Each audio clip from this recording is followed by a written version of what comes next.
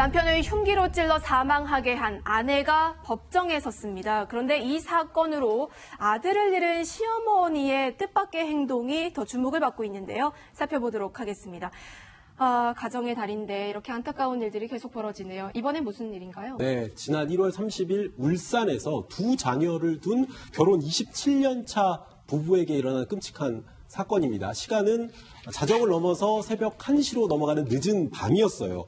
부부 사이에 실랑이가 벌어졌는데 이 50대 남편이 40대 아내가 동생네 집에 갔다가 너무 귀가가 늦었다면서 화를 냈고요. 이미 술에 취한 상태였는데 남편은 아내와 아내의 동생까지 죽이겠다면서 흉기를 꺼내든 겁니다. 아내 앞에서. 그런데 이를 이제 말리는 아내도 화가 났던 모양이에요. 죽으려면 혼자 죽지 왜 식구들을 괴롭히냐라고 얘기를 하니까 남편이 그러면 내가 죽겠다라고 하면서 찌르라고 하면서 흉기를 오히려 아내 손에 쥐어주는 상황이 벌어졌어요. 계속 아내를 향해서 흉기를 쥐어주려고 하고 다가가는 상황이 되니까 계속 남편을 밀어내다가 이 상황을 모면하려고 하는 과정에서 흉기를 남편에게 한 차례 휘두르는 일이 발생을 했고요.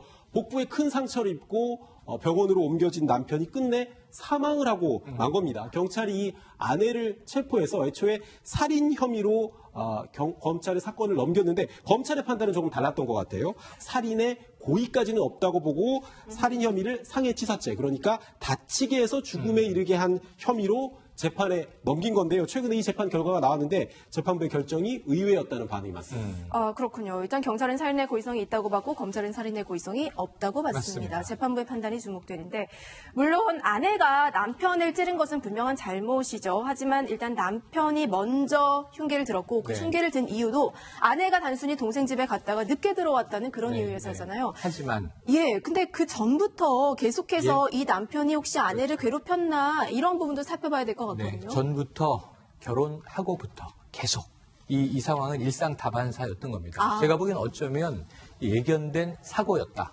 이게 어떤 의도성만 없다고 본다면 얼마든지 이런 일이 벌어질 수 있는 위태로운 가정이었다라고 볼 수 있는 게 27년 내내 결혼 초부터 이 남성은 술 때문에 이 잦은 문제를 일으켰는데 가족들을 향한, 적어도 밖에서도 문제가 있었지만 가족 내에서는 가족들을 향한 폭언, 폭행, 이게 일상다반사였던 겁니다. 뿐만 아니라 술 때문에 직장에서도 문제가 생겨요. 그래서 어찌 보면 지금 50대 중년 남성 아니겠습니까? 이 직장을 잃으면 정말 오갈 곳 없어지는 세대인데 3년 전에 술 문제로 직장을 그만둘 수밖에 없는 상황이 됩니다. 그리고 이제 일용직을 전전하거나 혹은 수입이 없는 상태가 되고 이때부터 생계는 또 오롯이 이 부인의 몫이 됩니다. 그러니까 부인은 일도 하면서 가족 생계를 챙기면서 남편의 또 잦은 음주 때문에 이 집안에 분란을 겪으면서 이런 상황이었던 거죠. 이것을 치료해 보려고 노력을 안 해본 건 아니에요. 2006년도에 이 알코올 의존이 강해지다 보니까 입원도 합니다. 그러니까 2차례 입원도 하고 이 알코올 의존성을 치료하기 위한 노력을 하지만 이 남성의 알코올 습벽은 결코 사라지지 않았습니다. 문제는 이제 일용직이 되면서 제대로 된 이제 정규적인 직장이 없어지면서 폭력적인 성향이 집에서 더 심해졌다는 거예요. 그래서 수시로 위험한 물건으로 벽이라든지 아니면 방문 등을 찍는 모습이 반복되면서 아내가 무기가 될 만한 것은 모두 눈에 보이지 않는 감추는 그런 상황까지 벌어졌다고 하네요. 아내가 참 힘들었을 것 같아요. 알코올 중독자였고 또 폭력도 일삼았고 생계까지 결국 아내가 책임지는 이런 상황이 됐는데 이러한 환경에서 자란 아이들도 심적으로 얼마나 고통을 받았겠습니까? 그렇죠. 지금 아내가 생계 유지 때문에 판매상을 한 것 같아요. 그러니까 가정을 유지하려고 생계 때문에 그것뿐만 아니고 아들이 이런 것 때문에 심리 상담을 받아보니까 이제 트라우마 생긴 거예요. 왜냐하면은 아빠가 생계도 안 하면서 폭행을 행사하니까 거기에 대한 얼마나 많은 위축이 오겠어요. 그런 것도 있었고 또 술 취하면은 폭력적인 행동을 하기 때문에 아까 말했듯이 정신과 치료도 그 아내가 이제 그랬던 거예요. 그렇게 가지고 헌신도 했고 그리고 내가 보기에는 아무리 아내가 노력한다 하더라도 남편이 폭력적이면은 막을 방법이 거의 없는 거예요. 실제도 그렇거든요. 그런데 이번 사건은 어떻든 그 아내가 남편을 살해한 건 맞아요. 어떻든 간에. 그런데 그 시어머니라든지 아들들도 탄원서를 낸 거예요. 아빠가 폭력적이기 때문에 엄마 용서해달라 이렇게 했는데 사실은 아들은 가능해도 시집 쪽에서는 탄원서 내기가 쉽지 않은데 자기 아들을 죽였으니까 그래도 탄원서를 낸 거 보면은 그 아내가 상당히 가정을 위해서 노력했고 애들한테도 헌신했고 한 거는 드러나 보이는 것 같아요. 이제 결국 이제 술이 문제였던 것 같아요. 그렇죠. 술을 마시면서 본인도 망가지고 또 가정까지 망가뜨린 거 된 게 아니겠습니까?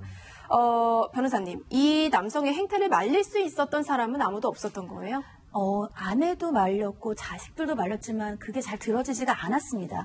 그래서 마지막으로 나선 게 어머니였어요. 어머니가 이제 2017년에 아들이 직장에서도 문제가 있고 가족에서도 문제가 있고 이런 술 문제가 계속되니까 정말 마음에서 우러나오는 편지를 썼습니다. 너의 술버릇이 가정과 직장과 자식들을 악마로 만드는 기막힌 행동을 하고 있다. 올바른 행동인지 가슴 깊이 느끼고 정신을 차려달라고 애원하는 편지를 썼음에도 불구하고 이 아들의 행동은 나아지지를 않았던 거죠.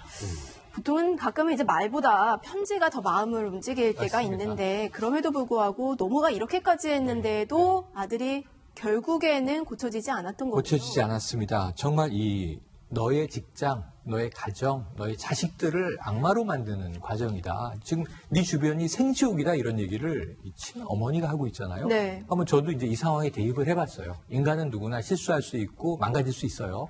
그런데 그때 정신을 차리고 다시 자기의 삶을 한번 개선할 수 있다면 기회가 있는 건데 그렇지 않다면 주변 사람들, 특히 가족들을 생지옥으로 끌어들이는 일이 됩니다. 네. 요즘에서 많이 보게 되는데 근데 어머니의 마지막 호소가 이 아들에게는 변화를 일으키지 못했던 것 같습니다. 안타깝습니다. 살인을 물론 정당화할 수는 없지만 아내의 책임을 따지기 위해서는 과연 살인의 고의성이 있느냐 없느냐를 좀 따져봐야 될 것 같은데 고전열 차장 어떻게 보이나요?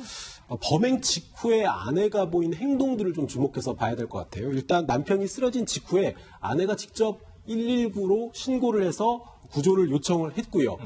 남편이 이제 피를 흘리니까 지혈도 시도를 했습니다. 그리고 현장에서 이제 현장을 떠나지도 않고 그 자리를 지키고 있다가 수사기관에 순순히 체포가 됐거든요. 이런 부분들을 감안해서 검찰도 살인 혐의 대신 상해치사 혐의를 적용한 걸로 보이는데요. 수사 중에도 내내 후회의 눈물을 흘렸다고 합니다.